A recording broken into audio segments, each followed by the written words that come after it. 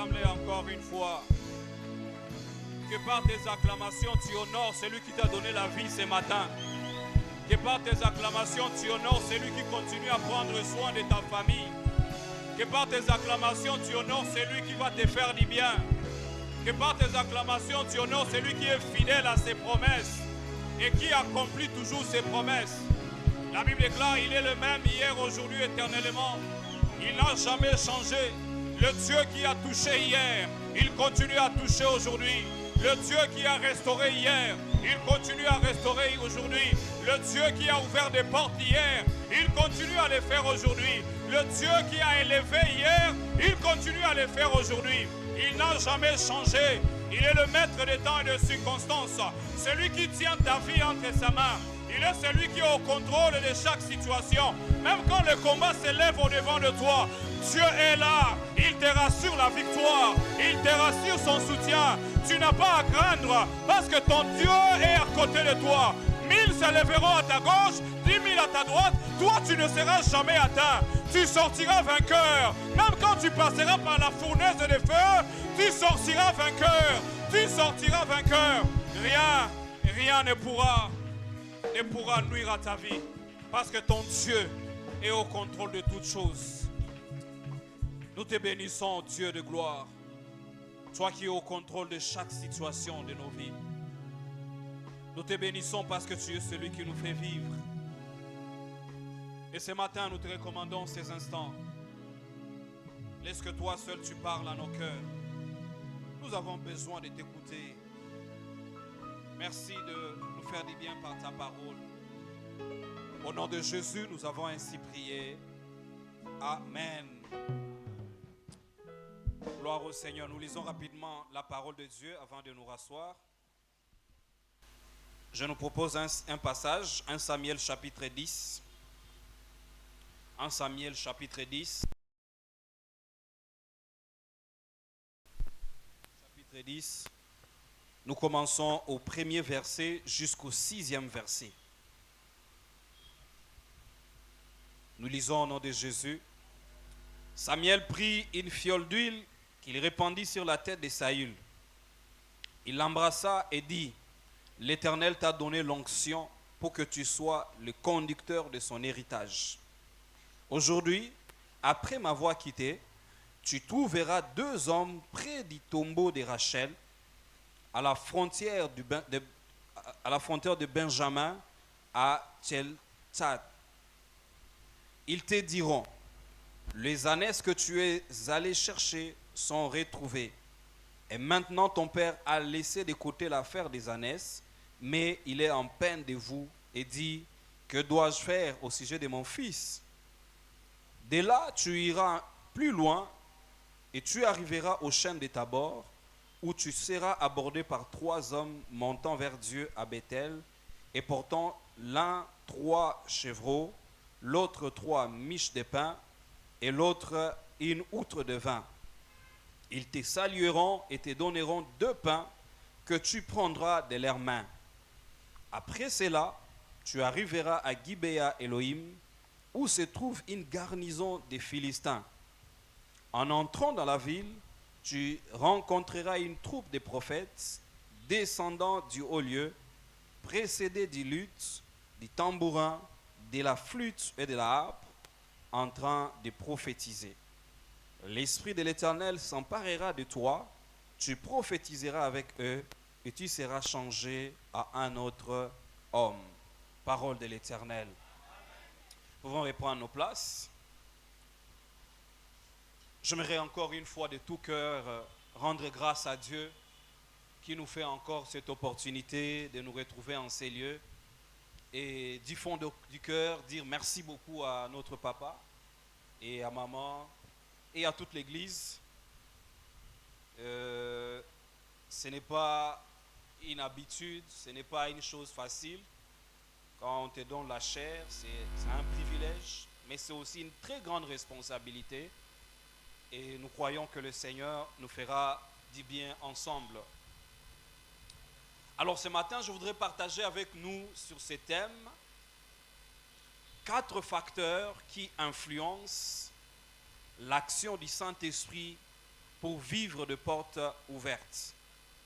4 facteurs qui influencent l'action du Saint-Esprit pour vivre de portes ouvertes. Je sais que cette année, nous sommes tous focalisés sur cette pensée de portes ouvertes.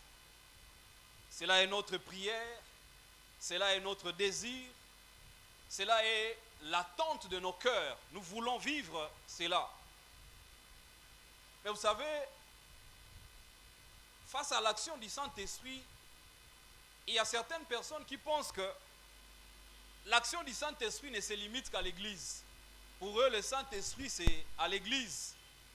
Quand on quitte l'église, on oublie qui est le Saint-Esprit. On oublie pourquoi il nous a été donné. Est-ce qu'il peut intervenir? On oublie tout ça, on laisse à l'église. Mais il y a aussi une autre catégorie de gens qui pensent que l'action du Saint-Esprit est attachée à certaines circonstances et attachée à certains moments de la vie. Mais lorsque vous lisez Jésus lui-même parlant du Saint-Esprit, Jésus est en train de montrer que le Saint-Esprit viendra pour vivre avec nous. C'est-à-dire, il est possible que chaque jour, quotidiennement, nous puissions expérimenter l'action du Saint-Esprit, nous puissions vivre les œuvres du Saint-Esprit dans nos vies, nous puissions expérimenter les portes ouvertes par l'action du Saint-Esprit dans nos vies au quotidien. Cela est même la pensée biblique. Lorsque je parle des facteurs qui influencent l'action du Saint-Esprit, je ne parle pas des facteurs qui l'obligent à agir. Parce que le Saint-Esprit est Dieu. Et quand il est Dieu, comme il est Dieu, rien ne peut l'obliger. Il agit souverainement, il agit quand il veut et comme il veut. Cependant, les facteurs là dont je fais allusion sont des facteurs qui les mettent à l'aise. Le Saint-Esprit veut être à l'aise dans nos vies afin que chaque jour, par ce qu'il sera en train de faire dans nos vies, nous puissions expérimenter des portes ouvertes dans nos vies. Nous avons besoin de vivre des expériences quotidiennement, non seulement quotidiennement, mais continuellement, de l'action du Saint-Esprit dans nos vies. Et cela ne se fera pas si nous n'apprenons pas à appliquer les principes qu'il faut. Je vais donner ici 4 facteurs, comme je l'ai annoncé dans les thèmes. Nous avons lu un passage dans 1 Samuel. J'aimerais nous ramener dans le contexte de ce passage dans 1 Samuel chapitre 10. Au chapitre 9, nous voyons Saül sortir, aller chercher des ânesses avec son serviteur. Mais ce qu'il ne savait pas, il était en train d'aller vers une rencontre particulière. Il était en train d'aller vers une rencontre que le Seigneur lui-même avait prévue pour lui, afin qu'il devienne roi. Et il s'est rencontré avec le prophète Samuel. Et ici au chapitre 10, à partir du verset 1er, là où nous avons lu, le prophète est en train de oindre Saül et lui dire un certain nombre de choses. Vous remarquez que au chapitre 6, il y a 3 choses, au verset 6, pardon, il y a 3 choses qui se passent. Il lui dit ceci, le verset 6, il dit, l'Esprit de l'Éternel s'emparera de toi. Cela est comparé à l'onction, il est oint. Il dit, tu prophétiseras avec eux. Cela peut faire référence au don spirituel. Mais il dit aussi, et tu seras changé à un autre homme. Cela fait allusion à la transformation que le Saint-Esprit peut amener dans la vie.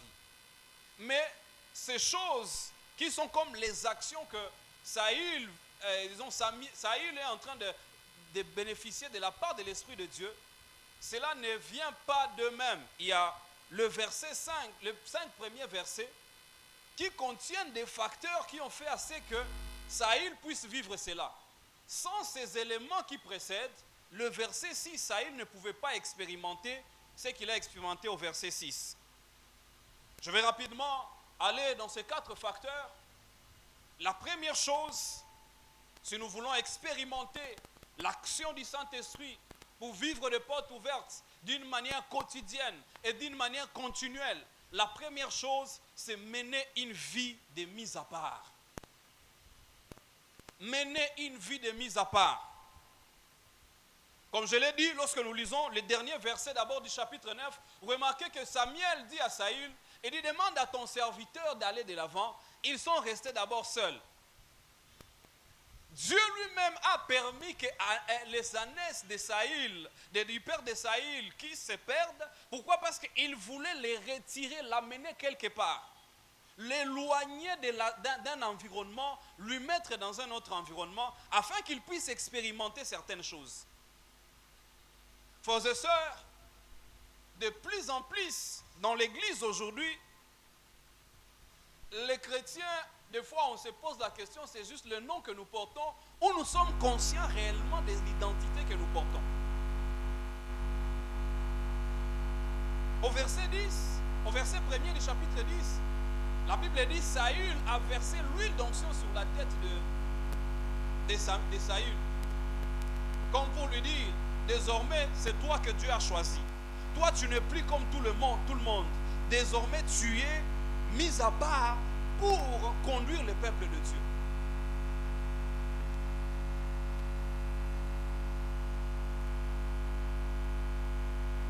Il y a des choses que nous ne vivons jamais avec Dieu, que si nous n'apprenons pas à nous mettre à part pour Dieu.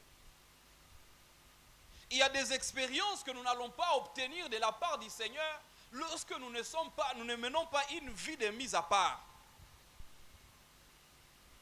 Être mis à part, c'est développer cette vie de sainteté. Si je peux simplement le définir ainsi. Développer cette vie de sainteté. Ne pas vivre comme tout le monde.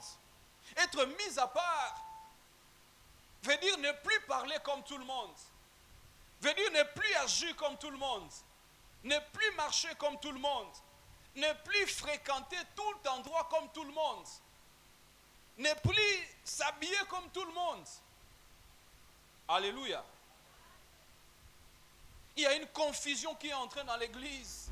Alors que l'église est censée être composée de gens mis à part pour Dieu. Des gens que Dieu se choisit, par qui il veut manifester sa grandeur, par qui il veut se faire connaître au monde. Mais on a comme l'impression qu'il y a une confusion qui est entrée dans le monde. On se demande réellement, est-ce que réellement nous sommes conscients de qui nous sommes? Nous sommes conscients que Dieu nous a appelés pour l'appartenir et faire la différence dans ce monde.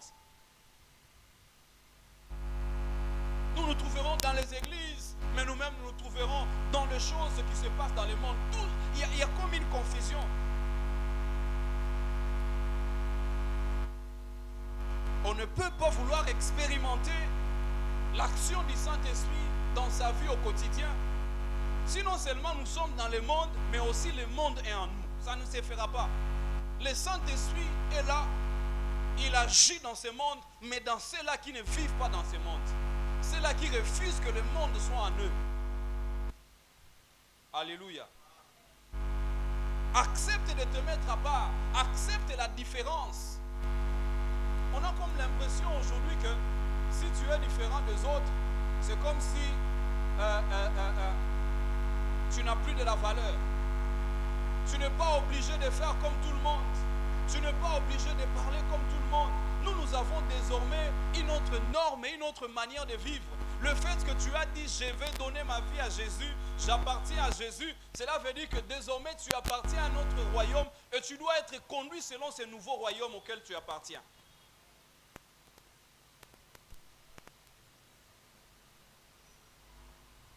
Le Saint-Esprit se sent à l'aise d'agir dans la vie des gens qui sont dans le monde, oui, mais le monde n'est pas en eux.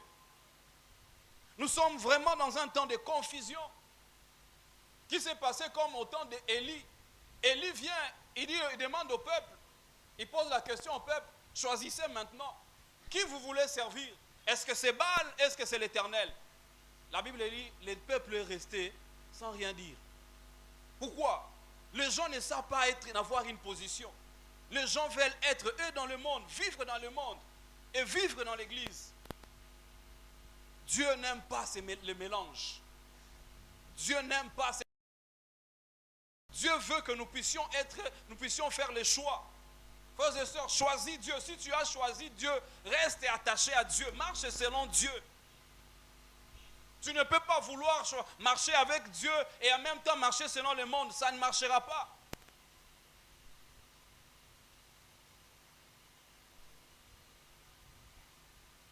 Dieu n'est pas notre garçon de course qui est censé faire les choses selon notre manière.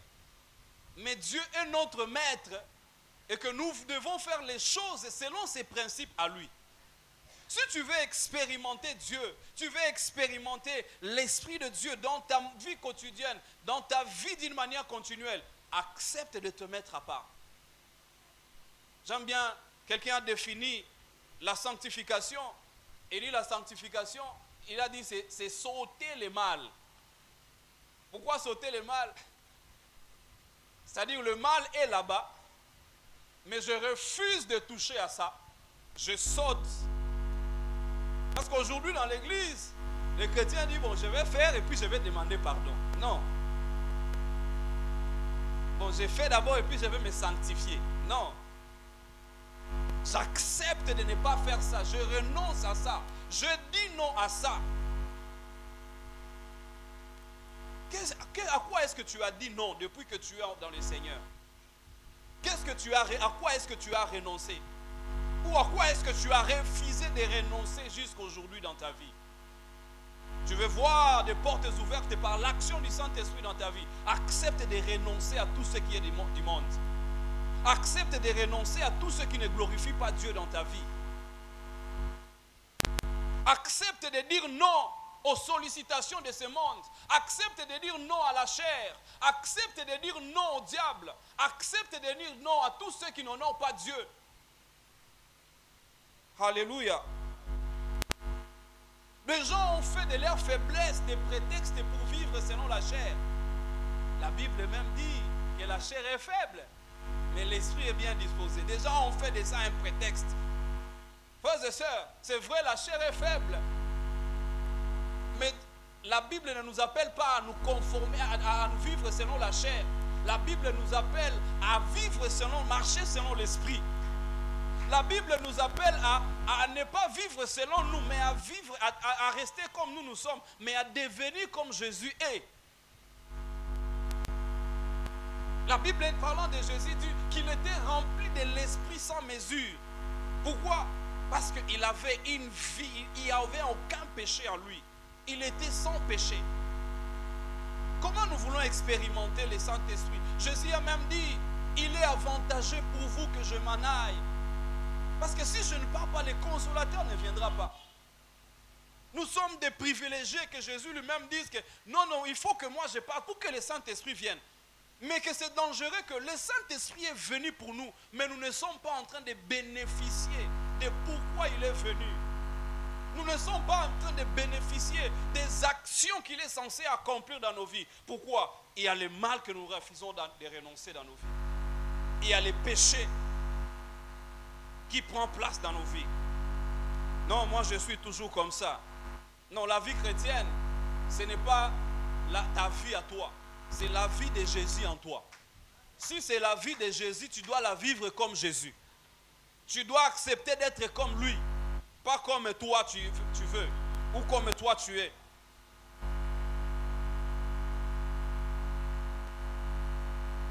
Hébreux chapitre 4, le verset 15. La Bible parlant de Jésus, il dit, il a été tenté comme nous en toutes choses, sans commettre de péché. J'aime bien la version Parole de vie qui dit, en effet, comme nous, il a été tenté en toutes choses, mais lui n'a pas péché. La tentation sera toujours là, mais la tentation ne sera jamais une excuse pour pécher. Nous serons toujours tentés. Chaque jour, nous serons tentés. Mais en aucun jour, le fait que la tentation soit là deviendra une excuse pour pécher. Au travail, tu seras tenté. À la maison, tu seras tenté. Je ne sais pas moi, à l'école, à l'université, au marché, tu seras tenté. Mais en aucun cas, la tentation là ne signifie pas une excuse pour pécher. Dire, bon, je ne pouvais pas faire autrement. Non, tu avais le choix. Tu as toujours le choix. Du reste, la Bible dit que Dieu ne permettra pas que tu sois tenté au-delà de tes forces. C'est-à-dire, chaque fois que tu es devant la tentation, chaque fois que tu es sollicité à faire le mal, en toi, tu dois déjà te dire que si le Seigneur a permis cela, c'est que je peux surmonter cela.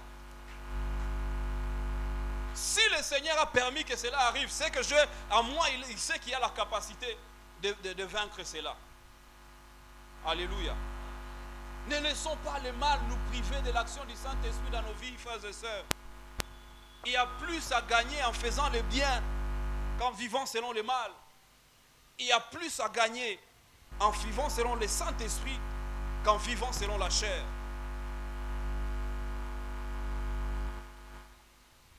Être mis à part, c'est aussi accepter de faire la paix avec son passé. Combien de gens vivent à l'église, servent même Dieu, mais il y a une vie passée qui est cachée. Il y a des choses qu'ils cachent au-dedans d'eux.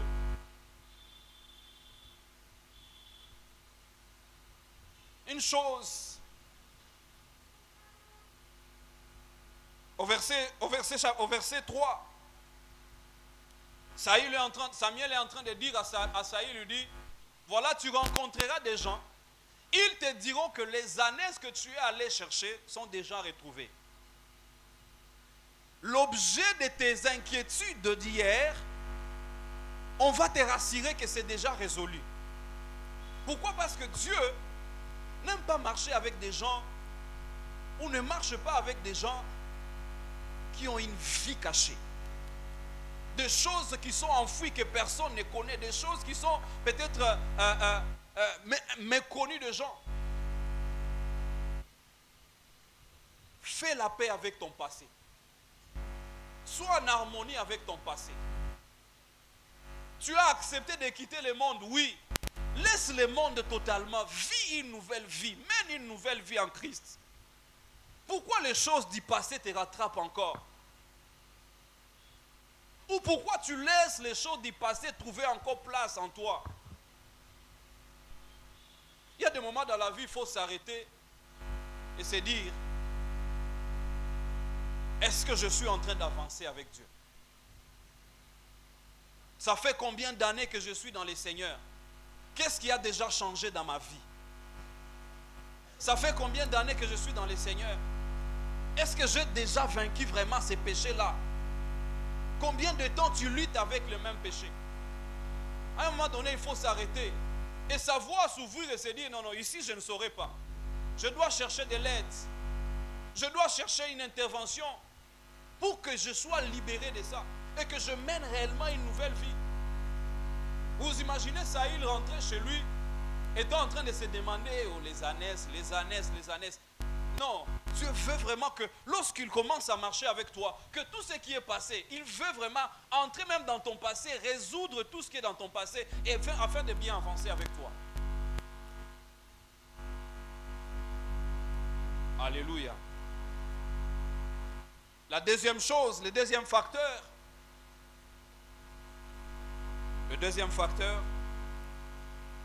j'ai intitulé ça « La sensibilité aux petites instructions ». Si nous voulons vivre l'action du Saint-Esprit d'une manière quotidienne et d'une manière continuelle, nous devons apprendre à développer la sensibilité aux petites instructions. Après que Samuel puisse oindre Saül, il a commencé à lui donner des instructions. Lorsque je réfléchissais à ce passage, je me dis, mais Samuel, à quoi ça sert? Mais tu m'as oint, tu as déjà mis de l'onction, normalement je pars, je vais régner. Mais commence à lui dire, voilà, tu vas aller, tu vas rencontrer, il y a ceci, il y a ceci. Samuel lui parle de toutes ces choses qui paraissent petites et sans importance, mais pourtant ce sont des choses très importantes pour que Saül puisse expérimenter ce qu'il a expérimenté au verset 6. Frères et sœurs, sachons que le Saint-Esprit agit des fois au travers dans nos vies, des fois c'est au travers de petites instructions qui paraissent sans importance, mais que des fois nous négligeons. et qui nous empêche d'expérimenter certaines choses avec le Seigneur. Il arrive que tu es là seulement, tu es en train de faire quelque chose, mais tu sens envie de peut-être de prier ou de faire quelque chose d'autre. Tu te dis, bon, je vais faire ça après. Et puis après, là, tu ne le fais plus. N'est-ce pas, ça nous arrive? Mais est-ce que tu sais pourquoi le Seigneur a voulu que tu fasses ça en ce moment-là? Des fois, nous ratons certaines choses, ou des fois, nous empêchons d'expérimenter certaines choses lorsque nous ne sommes pas sensibles aux petites instructions. Des fois, ça paraît petit, mais tu te dis, bon, comme j'ai pris d'habitude, non? Pourquoi seulement maintenant, là, il faut que je prie maintenant, là? Même si c'est 1 minute, frères et sœurs, apprenons à nous arrêter et dire, je vais prier. Des moments que je sens que ça vient à moi, fais-les. Le Seigneur ne fait rien au hasard. Des fois, derrière des petites instructions, se cachent des grandes manifestations. Mais que des fois, nous négligeons. Il arrive que tu es là, tu sens que tu dois faire quelque chose, tu dois poser un acte. Soyons des gens qui sont souples dans ce genre de choses. Soyons souples dans ce genre de choses. Que ce soit à l'église, que ce soit au quartier, que ce soit n'importe où. Soyons souples dans ce genre de choses. Acte chapitre 8. La Bible est en train de nous présenter un homme qui répond au nom de Philippe. Philippe était un diacre.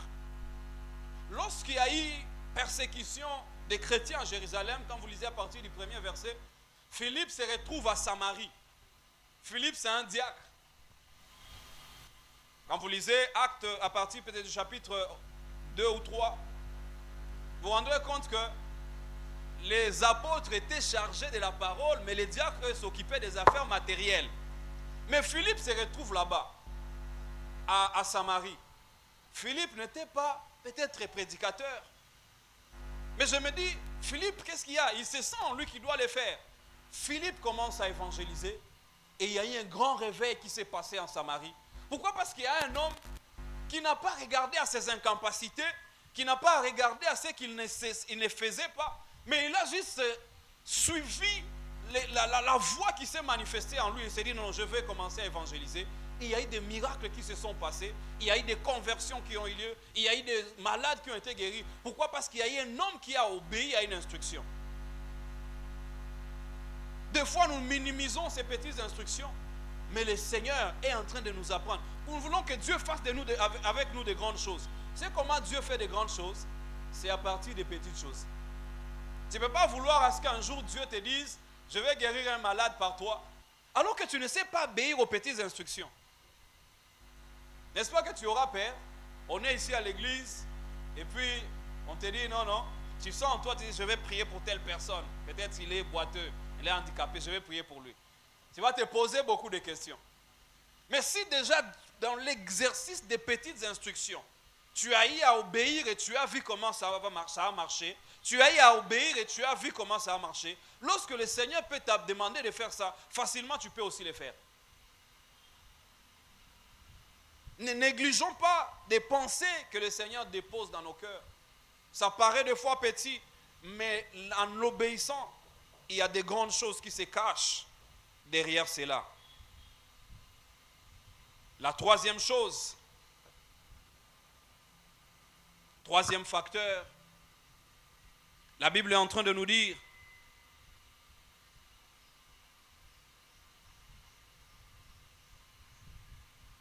au verset 4, il dit, ils te salueront et te donneront 2 pains que tu prendras de leurs mains.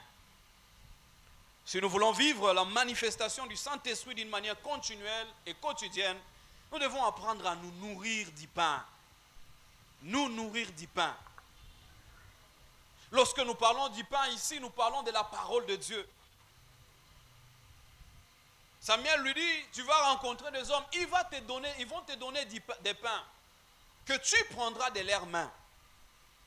Frères et sœurs, nous avons un pain que Dieu nous donne quotidiennement, sa parole. Le pain de Dieu que nous avons et que nous devons apprendre à nous nourrir quotidiennement.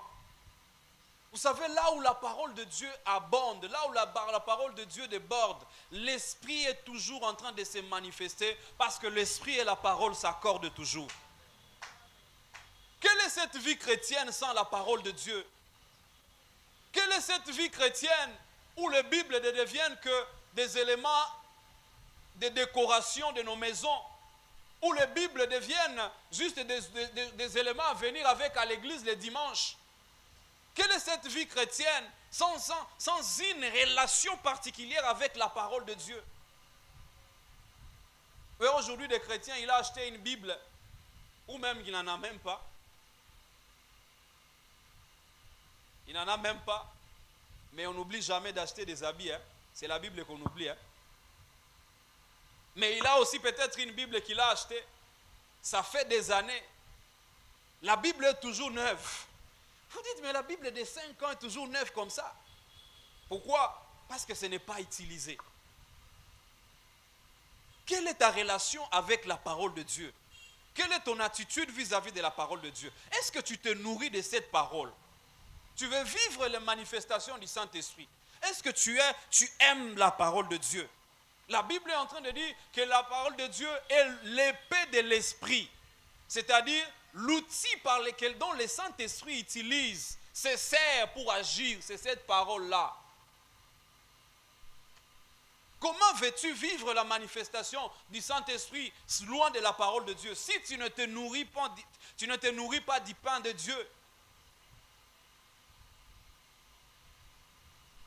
Vous savez, lorsque tu lis l'histoire de l'Église, tu te rendras compte que à un moment donné, vers le début de l'Église, le diable a beaucoup plus combattu le christianisme et il a beaucoup plus combattu la Bible, de sorte qu'il y a eu même des rois qui brûlaient des Bibles. On raconte qu'il y a eu un roi romain qui a vraiment brûlé les Bibles et il était sûr d'avoir brûlé toutes les Bibles et il a dit, j'en ai fini avec le christianisme. Quelques années après, il y a un autre roi, le roi Constantin, qui a pris les règnes sur Rome, et on dit qu'il a demandé qu'on lui trouve une Bible. Et dans 24 heures, il y a eu 50 Bibles qu'on lui a présentées. Le diable a tellement combattu la Bible qu'il a su qu'il ne saura pas. Maintenant, il s'est dit quoi? Je vais changer la stratégie. Je ne vais plus combattre la Bible. Je vais maintenant combattre ceux qui lisent la Bible. Vous avez des Bibles, mais vous ne les lisez pas. Et malheureusement, cette stratégie a marché. Il cherchait à éliminer les Bibles et ça n'a pas marché. Il faut maintenant s'attaquer vers ceux-là qui doivent lire la Bible. On est paressé à tout. On est prêt à tout, mais la paresse par rapport à la parole de Dieu nous a saisis. Comment nous voulons vivre les actions du Saint-Esprit si la parole de Dieu ne prend place dans nos cœurs? Je prie que ce matin, Dieu ramène dans le cœur de quelqu'un la soif de la parole de Dieu. Je prie que l'Esprit de Dieu commence à te rappeler, même quand tu auras oublié, tu es couché sur ton lit, tu as oublié de lire ta Bible, que l'Esprit de Dieu te rappelle, tu n'as pas lu ta Bible, et que tu prennes le courage de descendre et dire, je veux maintenant lire ma Bible. Il n'y a pas de vie chrétienne victorieuse sans la connaissance de la parole de Dieu. La Bible est en train de le dire, mon peuple périt faute de connaissance. L'ignorance nous détruit. L'ignorance nous détruit. Et ce qui est bizarre, c'est que nous marchons avec les Bibles partout, même dans nos téléphones, nous en avons. Partout, nous sommes avec les Bibles. Mais la seule chose que nous ne faisons pas, c'est prendre cela de nos téléphones, mettre cela dans nos cœurs. Que Dieu nous aide. Les gens aujourd'hui aiment beaucoup prier. Les gens aujourd'hui aiment beaucoup jeûner. Mais pas lire la parole de Dieu, pas écouter la parole de Dieu. Ça devient un piège pour l'Église, pour la chrétienté de nos jours. Josué chapitre 1, verset 8.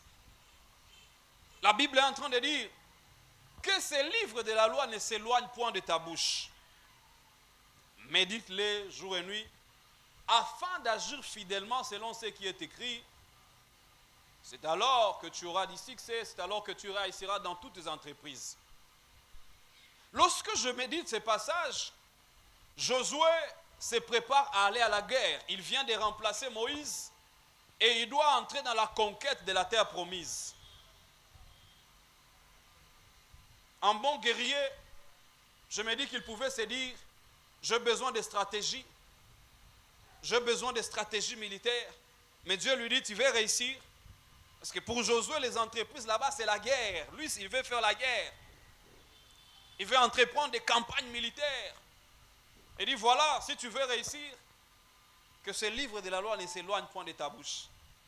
Apprends à méditer jour et nuit. Mais une autre question que je me pose quand je lis ces passages, Seigneur, pourquoi tu ne dis pas à Josué que ce livre de la loi ne s'éloigne pas de ses pensées ou de sa tête? Pourquoi tu ne lui dis pas que, parce que c'était des rouleaux, pourquoi tu ne lui dis pas que ça ne s'éloigne pas de sa main, mais il lui dit de la bouche? Josué, c'est un homme qui est en train de vouloir aller affronter des défis. Mais Dieu lui dit, s'il y a une des choses que tu dois apprendre à faire, c'est apprendre à faire sortir cette parole de la bouche. Combien il y a des défis où simplement, si la parole de Dieu était dans nos cœurs, tu pouvais simplement déclarer la parole et voir des choses changer.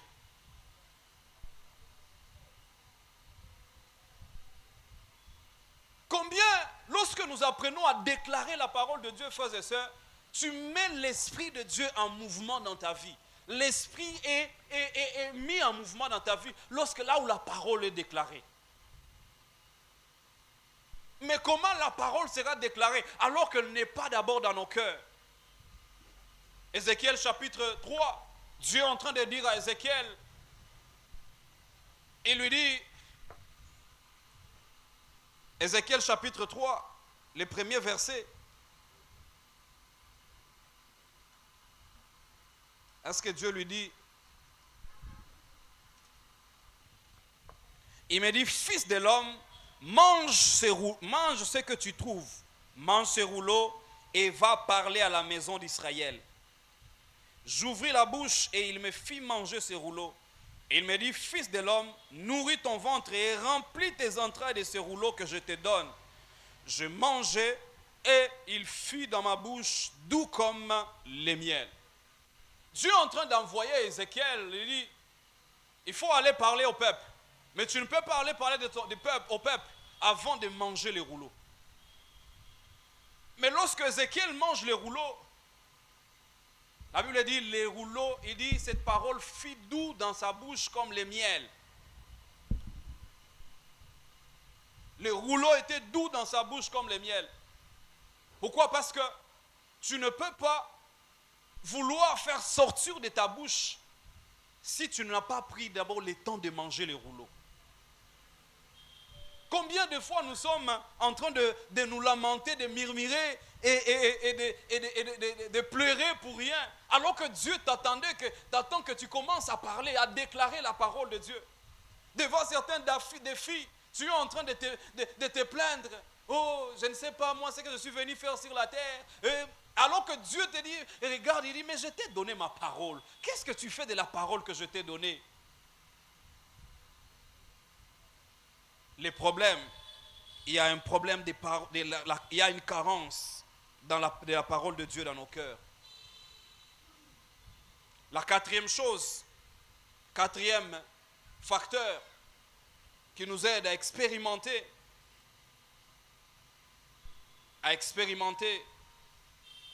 l'action du Saint-Esprit dans les défis, c'est s'exposer à l'atmosphère qu'il faut. S'exposer à l'atmosphère qu'il faut. Au verset 5, Saül est en train de dire à Samuel, il lui dit, après cela, tu arriveras à Gibéa Elohim, où se trouve une garnison des Philistins. En entrant dans la ville, tu rencontreras une troupe de prophètes descendant du haut lieu, précédés des luttes, du tambourin et de la flûte, en train de prophétiser. Samuel lui dit, tu vas rencontrer une garnison de prophètes, tu vas rencontrer une troupe de prophètes qui seront en train de prophétiser. C'est lorsque tu vas rencontrer ces gens que tu vas aussi prophétiser avec eux. Saül ne prophétise pas parce qu'il est prophète, mais il se retrouve parce qu'il a rencontré, il est entré dans l'atmosphère prophétique parce qu'il y a des prophètes qui étaient en train de prophétiser. Il y a des atmosphères dans la vie qui t'empêchent d'expérimenter l'action du Saint-Esprit. Mais aussi, il y a des atmosphères dans la vie qui facilitent l'action du Saint-Esprit dans ta vie. Il y a des gens, ils disent, non, moi je veux seulement, si je vais au Ouganda, je vais seulement m'asseoir là-bas, ça fait quoi? Mais je suis en train de prendre mon secret. Oui, tu es en train de prendre le secret, mais est-ce que tu connais l'atmosphère de cet endroit? Non, moi je ne pêche pas, je ne prends pas de la bière, je prends juste mon secret, oui. Mais est-ce que c'est l'atmosphère qu'il te faut, toi, en tant qu'enfant de Dieu? Chaque fois que nous sommes exposés à une bonne atmosphère, nous pouvons expérimenter des choses exceptionnelles. Quand vous lisez plus bas, les gens même ont commencé à dire, est-ce que Saül aussi est-il devenu parmi les prophètes? Non, il n'est pas prophète. Il est juste dans l'atmosphère des prophètes et il peut aussi expérimenter des choses. Combien de chrétiens aujourd'hui, tu es chrétien, tu es seulement avec des frères et des sœurs en Christ quand tu es à l'église. Partout là-bas, tu traînes avec des païens, tu traînes avec, je ne sais pas moi, n'importe qui. Et tu veux expérimenter certaines choses avec le Seigneur? Vous savez, ces versets, on a attaché ça seulement à l'église. Pourtant, ce n'est pas seulement un verset attaché à l'église. La Bible dit dans Matthieu 18, 20, il dit, là où 2 ou 3 se réunissent en mon nom. Ce n'est pas seulement à l'église. Il dit, je suis là. Mais la question à se poser, quand Dieu dit, je suis là, est-ce qu'il n'était pas là avant? Dieu est omniprésent, n'est-ce pas? Il est partout. Mais ce qu'il veut dire que lorsque vous êtes réunis en mon nom, ma présence, c'est vrai, elle était là, mais elle devient manifeste pour vous. Vous pouvez expérimenter cette présence. Nous nous réunissons pour tout, comme je le disais le mercredi. Les gens se réunissent pour calomnier les gens. Les gens se réunissent pour critiquer les gens. Les gens se réunissent pour comploter contre les gens. Mais est-ce que nous apprenons en tant que chrétiens à nous réunir pour nous édifier? Est-ce que nous apprenons à nous réunir pour prier ensemble? Même si le pasteur n'a pas programmé un programme de prière. Frère, est-ce que tu as le temps de t'associer à un frère et dire, frère, on va entrer dans un programme de prière ensemble. Vous allez ensemble créer une atmosphère qui va vous amener à expérimenter de nouvelles choses. Alléluia.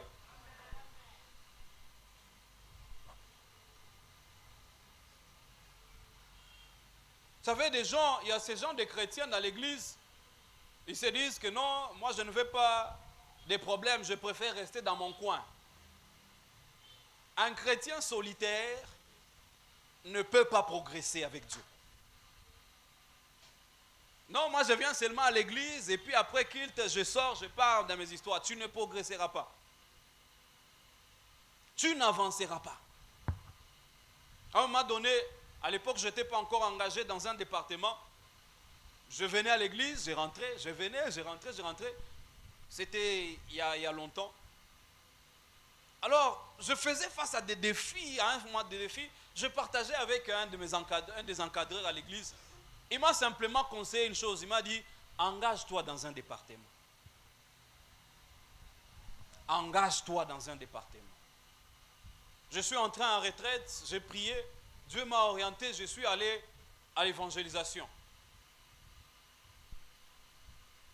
Et je vis le fait que d'être avec les autres, le fait d'être avec d'autres frères, il y a d'autres choses que tu obtiennes, il y a d'autres défis, il y a d'autres expériences que tu apprends à vivre parce que tu es avec les autres.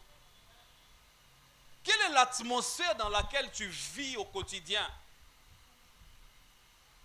L'atmosphère du frère Fé, du frère Oué, du frère Fa.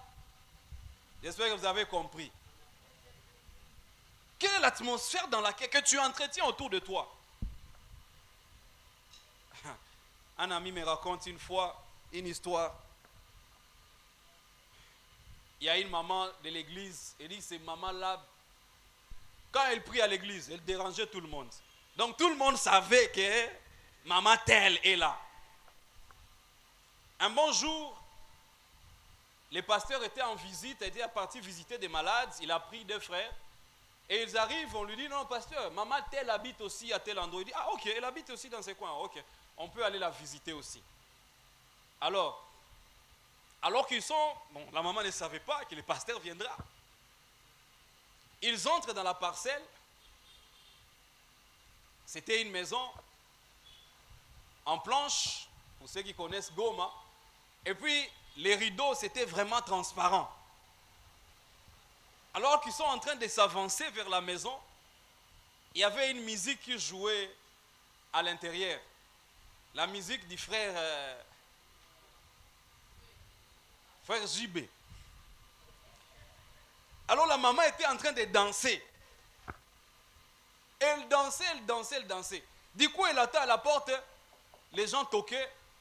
Elle s'arrête, regarde, c'est le pasteur. Pasteur Caribou, quand même. Ah, ces enfants aussi, je leur dis toujours de ne pas mettre cette musique.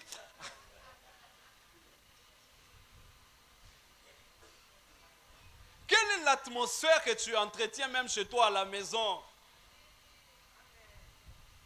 Quelle est l'atmosphère que tu entretiens autour de toi? L'atmosphère de lamentation, de murmures. Vous savez que, comme nous avons dit le vendredi, les murmures, les lamentations font fuir la présence de Dieu dans la vie de quelqu'un.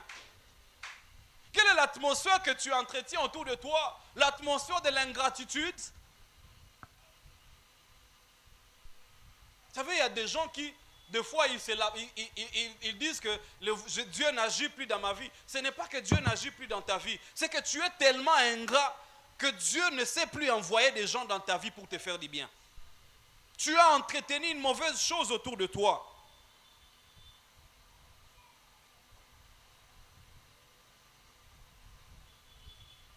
L'atmosphère qu'il nous faut, c'est celle de la présence de Dieu.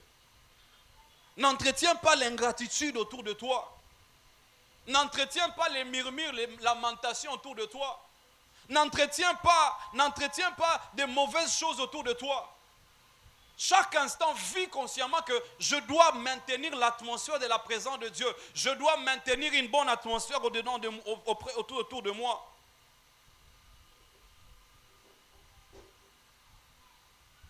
Vous savez, dans l'église, de plus en plus, les gens deviennent très ingrats.